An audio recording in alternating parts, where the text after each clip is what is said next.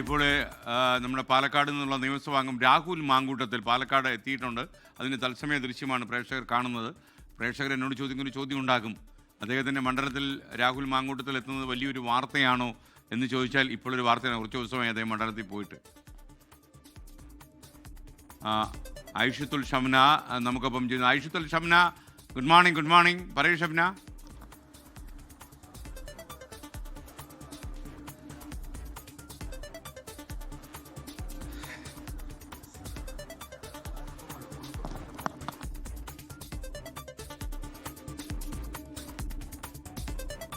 കുറച്ചു കാലത്തെ ഇടവേളയ്ക്ക് ശേഷം രാഹുൽ മാങ്കൂട്ടത്തിൽ പാലക്കാട് മണ്ഡലത്തിൽ എത്തിയിരിക്കുന്നു.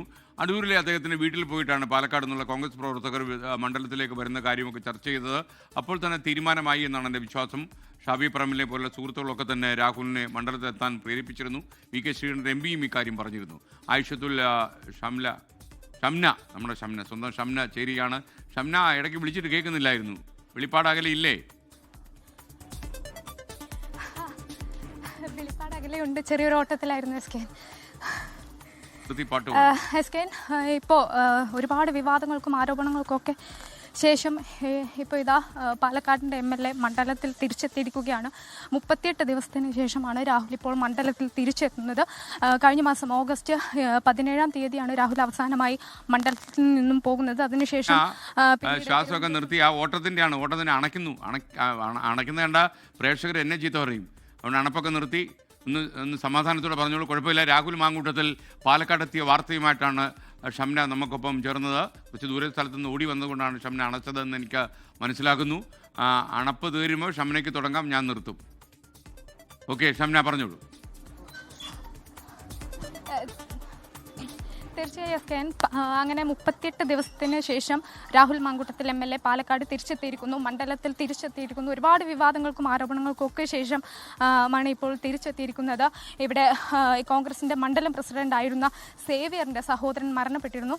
ആ മരണവീട്ടിലെത്തിയിരിക്കുകയാണ് ഇപ്പോൾ രാഹുൽ മാങ്കൂട്ടത്തിൽ MLA. കഴിഞ്ഞ മാസം 17-ാം തീയതിയാണ് അവസാനമായി MLA മണ്ഡലത്തിലെത്തിയത്. അതിനുശേഷം തിരുവനന്തപുരത്തും മറ്റു പല പരിപാടികളിലും പങ്കെടുത്തിരുന്നു. പിന്നാലെയാണ് ഈ ആരോപണങ്ങൾ പുറത്തു വരുന്നത്. അതിനുശേഷം പിന്നെ രാഹുൽ മാങ്കൂട്ടത്തിൽ പിന്നെ പാലക്കാട് എത്തിയിരുന്നില്ല. അങ്ങനെ പല വേളകളിലൊക്കെ രാഹുൽ ഇന്ന് എത്തും, നാളെ എത്തും എന്നുള്ള വിവരങ്ങളൊക്കെ ഉണ്ടായിരുന്നു.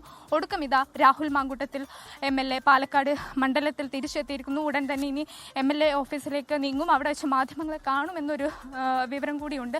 എന്തായാലും അല്പസമയത്തിനകം തന്നെ രാഹുലിൻ്റെ പ്രതികരണം നമുക്ക് ലഭ്യമാകുമെന്നാണ് പ്രതീക്ഷിക്കുന്നത്. ഇപ്പോൾ ഈ മരണ വീട്ടിലാണ് രാഹുൽ ഉള്ളത്. മണ്ഡലം പ്രസിഡന്റായിരുന്ന സേവ്യറിൻ്റെ സഹോദരൻ മരിച്ച അവരെ സന്ദർശിക്കാൻ വേണ്ടിയാണ് ഇപ്പോൾ രാഹുൽ എത്തിയിരിക്കുന്നത്. ഉടൻ തന്നെ ഔദ്യോഗികമായി MLA ഓഫീസിലെത്തി മറ്റ് എല്ലാ മാധ്യമങ്ങളെയും ഒന്നിച്ച് കാണുമെന്ന് കൂടി അറിയിച്ചിട്ടുണ്ട്.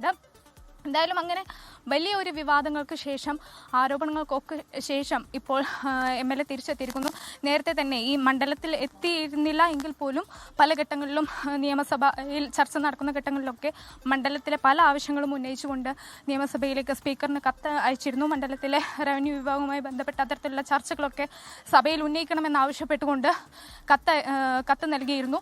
അതിനൊക്കെ ഒടുക്കം സജീവമായി മണ്ഡലത്തിൽ പ്രവർത്തിക്കാൻ രാഹുൽ തിരിച്ചെത്തിയെന്നതാണ് ഏറ്റവും പുതിയ വിവരം. ഷംനയാണ് വിവരങ്ങൾ നൽകിയത്.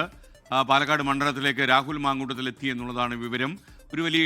ഒരു വലിയ എന്ന് പറയാൻ പറ്റില്ലെങ്കിലും അത്ര ചെറുതല്ലാത്ത ഒരു ഇടവേളയ്ക്ക് ശേഷമാണ് രാഹുൽ തൻ്റെ മണ്ഡലത്തിൽ എത്തുന്നത്. മണ്ഡലത്തിലെ കോൺഗ്രസ് പ്രവർത്തകരും അനുഭാവികളും അടൂർ കടമ്പനാട്ടുള്ള രാഹുലിൻ്റെ വീട്ടിൽ നേരിട്ടെത്തി മണ്ഡലത്തിലേക്ക് വരണമെന്ന് അദ്ദേഹത്തോട് പറയുകയായിരുന്നു. സുഹൃത്തുക്കളും നേതാക്കന്മാരും ഒക്കെ പറഞ്ഞ അനുസരിച്ചാണ് മാങ്കൂട്ടത്തിലെത്തുന്നത്.